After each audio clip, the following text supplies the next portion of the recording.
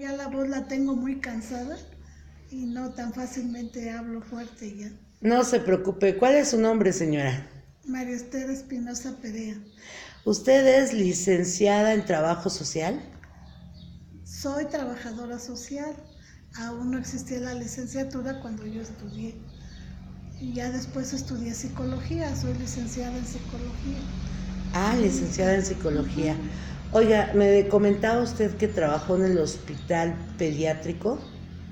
Sí, trabajé primero en centro médico, siglo XXI, y durante 27 años, antes del sismo y después del sismo. ¿A ustedes les tocó el sismo ahí en el siglo XXI?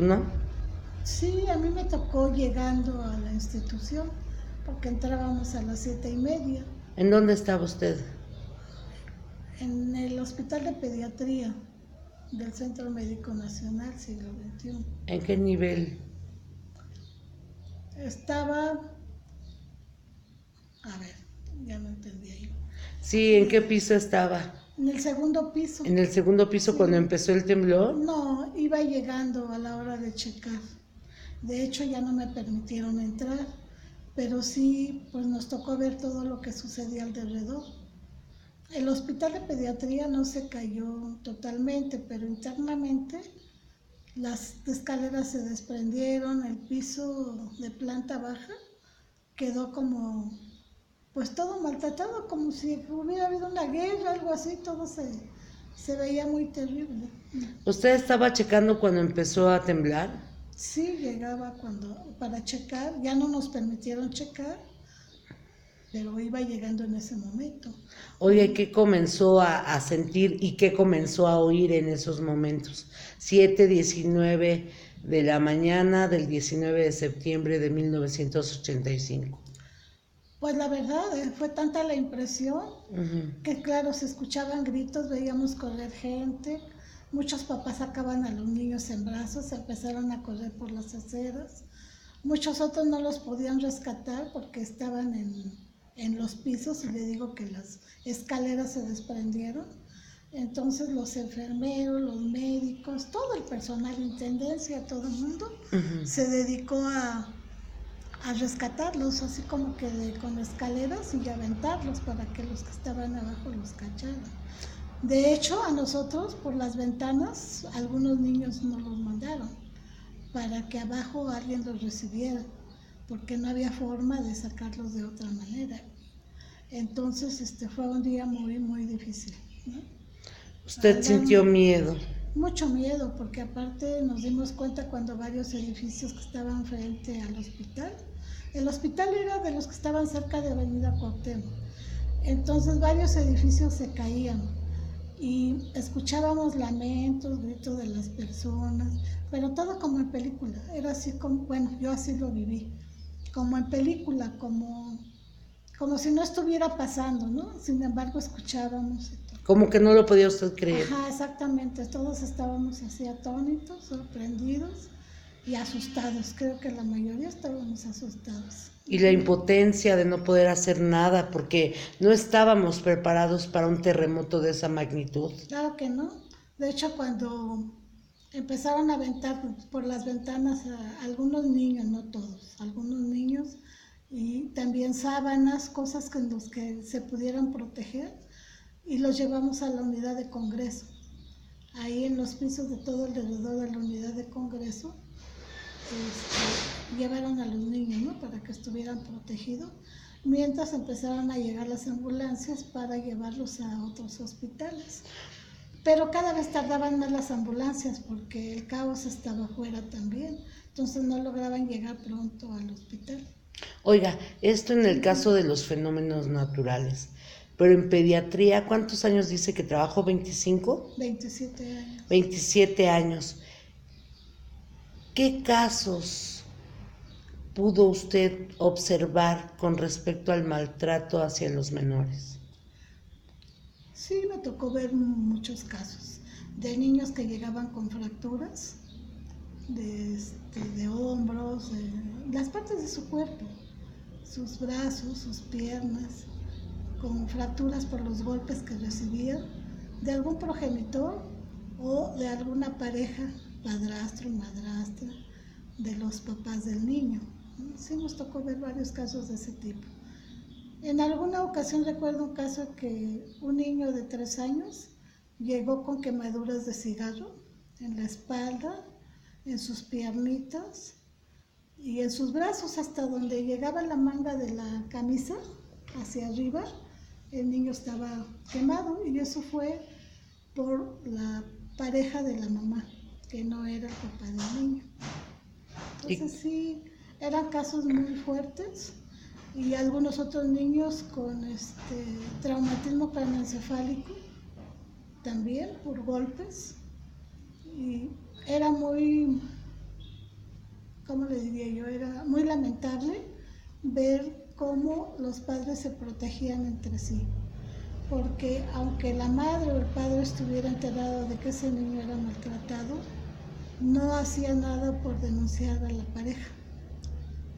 Era muy difícil llegar a conseguir que lo hablaran, que lo declararan. Regularmente, ¿cuáles eran los pretextos más comunes? Pues que el niño se cayó, que el niño se golpeó, que no saben cómo pasó, que nadie se dio cuenta en ese momento cómo el niño se lastimó. ¿Pero ustedes tenían algún protocolo especial para identificar a los niños maltratados? Sí, mire, de hecho hubo reuniones en las que se reunió el DIF, Salubridad, Seguro Social e ISSSTE, para formar ya como, ¿qué le diría yo? Como cierto estatuto o normas para detectar casos de niños maltratados.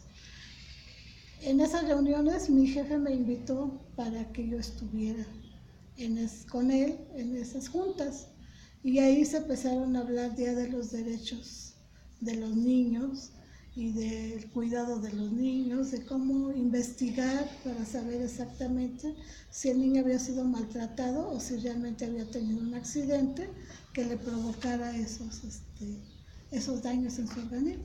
¿Ustedes tendían a cuestionar al menor, a preguntarle cómo era que se había golpeado la cabeza o cómo era que se había hecho esas quemaduras de cigarro? Dependiendo de la edad, porque había bebés que por supuesto no podían decir qué había pasado, ¿no? Pero ya niños mayorcitos sí, y lo hacíamos a través de psicología, en el juego, con terapias de juego, y ya los niños llegaban a hablar de qué era exactamente lo que les había sucedido. ¿Y en ese caso qué hacían? No se les presionaba en el momento, sino eran varias sesiones hasta que el niño pudiera hablar tranquilamente. Cuando ya se formalizó todo lo de la atención al síndrome del niño maltratado, que así se llamó, se organizaron las instituciones y el DIF creó su departamento jurídico. Entonces, todos los casos de estas instituciones eran canalizados al DIF. Sí. Y el DIF era quien valoraba si los niños podían estar ahí con sus... ¿cómo le explico? Sí, los niños podrían seguir con los padres, o los detenían y los llevaban a los casas hogares que tiene el DIF. El DIF. Oiga, por ejemplo, hoy en nuestro México lindo y herido, tenemos una conciencia o una cultura del silencio. En muchos casos la gente dice que si hablas es porque eres metiche. Y si callas, pues usted consideraría que también se hacen cómplices del delito por maltrato a un menor. Claro que sí. Yo creo que una madre que sabe que su hijo es golpeado por su esposo o pareja y no lo habla, hay un encubrimiento. Es un delito también encubrir a una persona que agrede a las demás, ¿no? Y eso se castiga con la cárcel. Probablemente en la actualidad sí. En aquella época el DIF organizó, y las mismas instituciones daban terapias a los padres, Solo en un caso me tocó ver que sí, el señor fue detenido, pero la esposa decidió dar el hijo en adopción y seguir con él. Solo en Híjole. ese caso yo lo recuerdo. Lo demás, pues quedaba así como que las mismas esposas hacían lo posible, o las parejas, podían ser hombres, hacían lo posible porque esta persona saliera bajo fianza, y no duraban muchas horas detenidos en realidad. Pero el maltrato a un menor es un trauma brutal para el niño que llevan toda la vida, ¿verdad? Sí, por eso se le seguía el tratamiento psicoterapéutico, porque es algo que daña mucho al ¿Algún caso interior del especial, niño, ¿no? aparte del niño de los cigarros, con las quemaduras de cigarro? Pues yo digo que en general todos eran especiales, porque igual un niño que estaba fracturado, bueno, le voy a decir, hay un padecimiento médico en el que los niños pueden sufrir fracturas sin ser maltratados. Claro.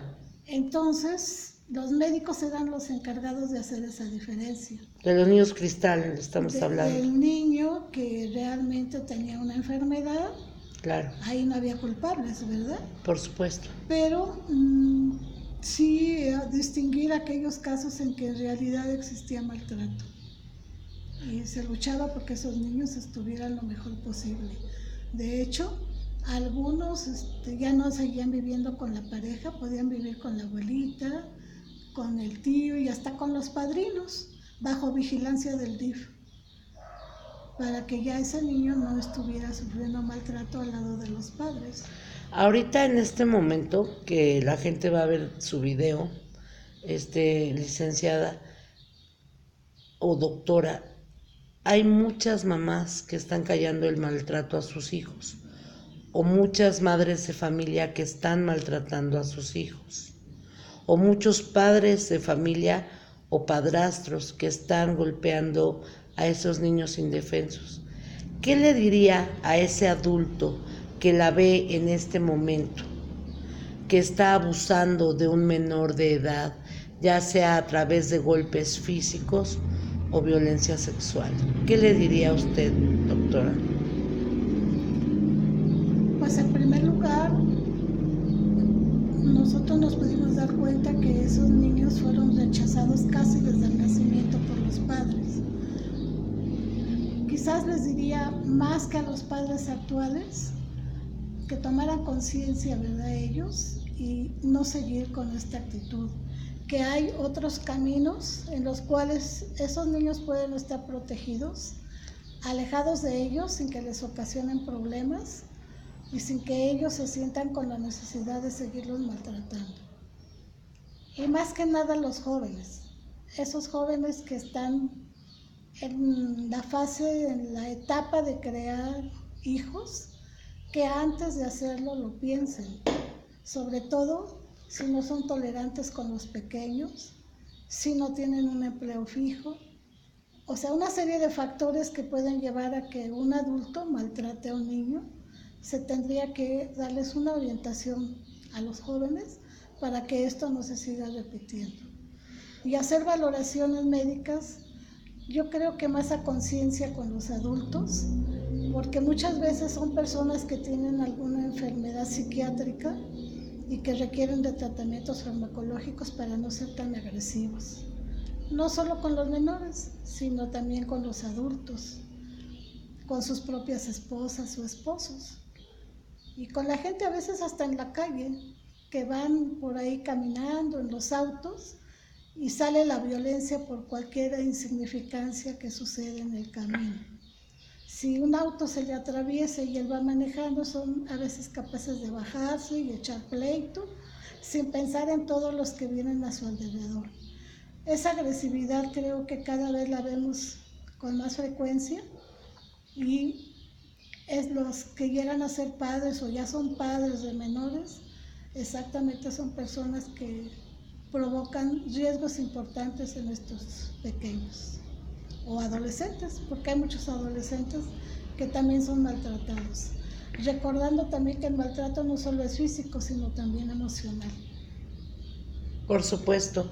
Y también tenemos que recordar, amigos y amigas, que a través de las escuelas los maestros también pueden detectar el maltrato hacia el menor, porque un niño maltratado o abusado sexualmente presenta ciertos signos de violencia en su conducta dentro de la escuela.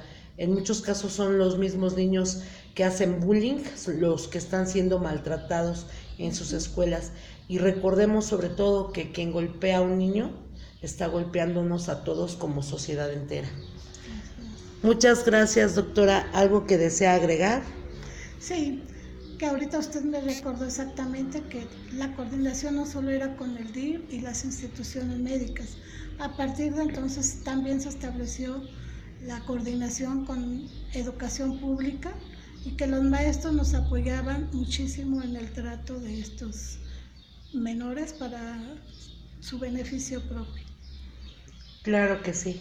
Pues hacemos un llamado a todos los maestros y a la sociedad entera para que juntos podamos contribuir para tener un México más digno a través de una niñez más sana. Gracias, doctora. A servir. Hasta pronto. Hasta pronto.